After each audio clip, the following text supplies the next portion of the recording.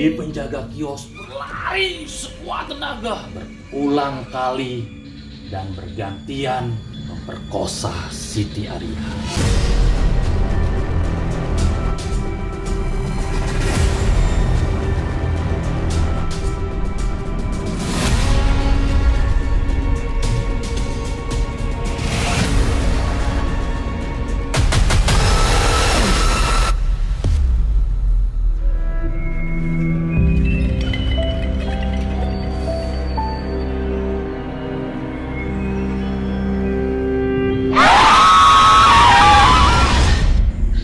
Selamat malam. Malam ini Kober Channel akan menceritakan sebuah legenda mengenai Maryam si manis di Batang Ancol.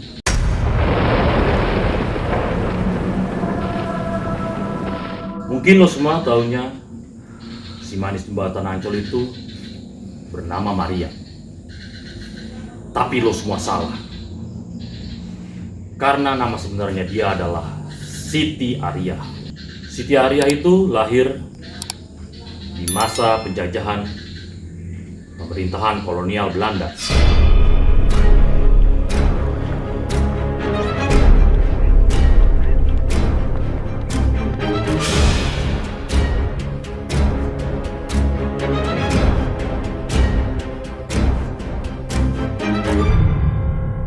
Dia memiliki wajah yang sangat cantik.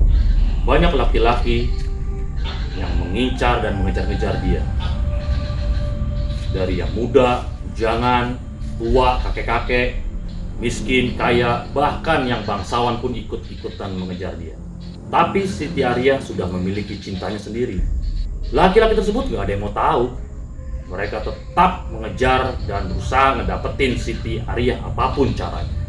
Banyak pria yang sakit hati karena cintanya ditolak oleh Siti Arya. Hingga tragedi itu pun terjadi.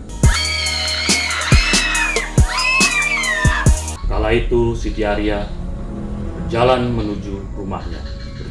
menuju rumahnya. Dia harus melewati persawahan dan hujan yang gerimis, gelap yang sangat sepi. Di tengah persawahan, dia seperti mendengar jejak orang yang mengikutinya dari belakang. Siti Arya mulai merasa takut dan berjalan secepat mungkin. Namun suara jejak itu pun terus mengikutinya hingga dia berlari dan berusaha minta tolong. Tapi malam itu yang sangat sepi. Tidak ada satupun orang yang mendengar cerita minta tolong dari Siti Arya. Hingga berakhirlah pelarian Siti Arya di sebuah pinggir sungai. Keempat lelaki itu ternyata langsung mendekap tubuh Siti Arya.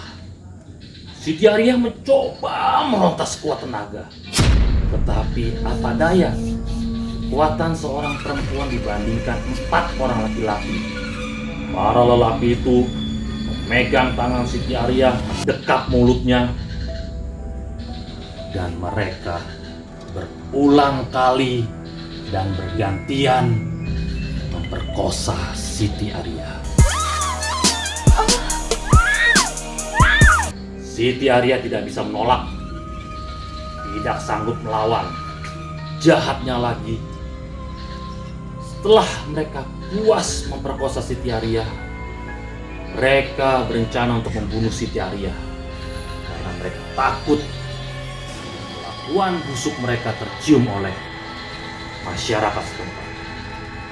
Padahal Siti Arya sudah menangis dan memohon kepada para laki-laki tersebut supaya diampuni dan tidak dibunuh, supaya diberi belas kasihan untuk nyawanya.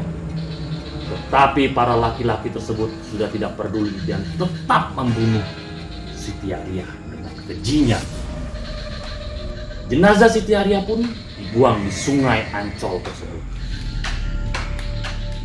Dan setelah melakukan pembunuhan tersebut, 4 laki-laki tersebut pulang dan tertawa dan merasa puas atas ulah mereka.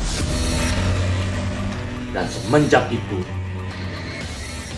hantu penasaran Siti Arya bergentayangan di sekitar sekitaran jembatan Ancol. Mungkin itulah yang membuat arwah Siti Ariyah menjadi gentayangan dan juga penasaran. Karena semasa hidupnya dia tidak pernah merasa bahagia.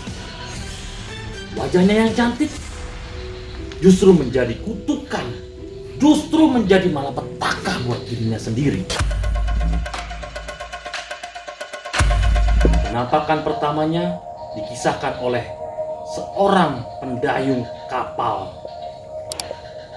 yang bertugas di Sungai Ancol.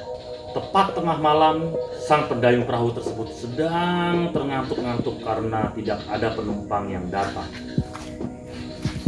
Tiba-tiba dari kejauhan dia melihat sosok wanita yang sangat cantik.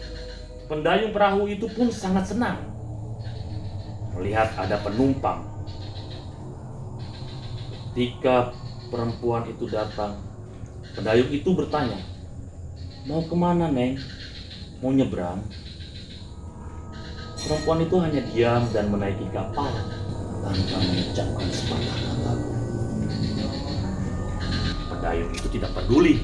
Nah, yang penting ada penumpang ingin menggunakan jasa kapalnya. Dia pun mulai mendayung perahunya perlahan menyeberangi Sungai Ancol.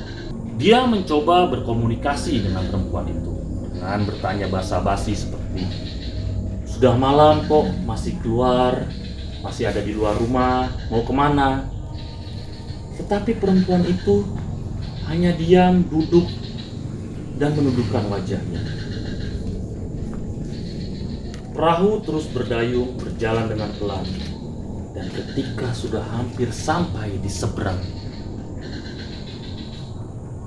pendayung itu melihat ke arah sang perempuan tersebut. Tetapi perempuan itu sudah tidak ada. Dia sudah menghilang. Sang pendayung pun panik dan ketakutan.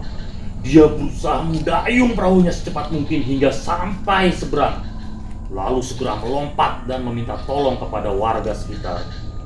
Kejadian itu dipercaya sebagai penampakan pertama Siti Ariyah, si manis jembatan Ancol. Bertahun-tahun setelah kejadian itu, mulai banyak cerita miring mengenai penampakan Siti Ariyah. Seperti terjadi pada tahun 90-an yang menimpa seorang pedagang kios rokok kecil di pinggir jalan. Tepat seperti para si pendayung sebelumnya, kejadian itu terjadi tepat di tengah malam. Si penjual kios rokok tersebut sedang terduduk mengantuk-ngantuk menunggu di kios rokok. Dari kejauhan dia melihat sosok wanita cantik sedang berjalan melewati kiosnya.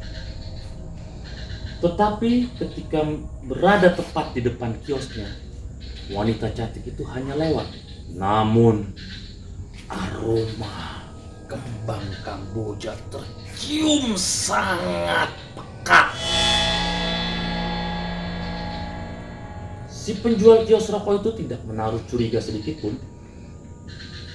Namun wanita tersebut tiba-tiba balik ke arah kiosnya.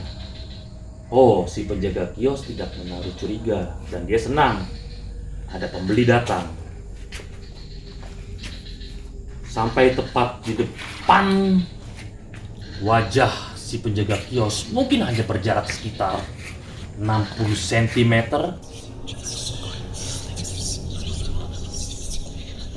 Si penjaga kios menanyakan, "Ingin membeli apa, Mbak?" Tetapi wanita itu hanya tersenyum, tidak mengatakan apapun. Dan ketika si penjaga kios itu sedang ingin mengambilkan sesuatu dari dalam kiosnya, dan dia kembali melihat ke arah perempuan itu, sudah hilang. Diiringi suara tertawa yang sangat kencang.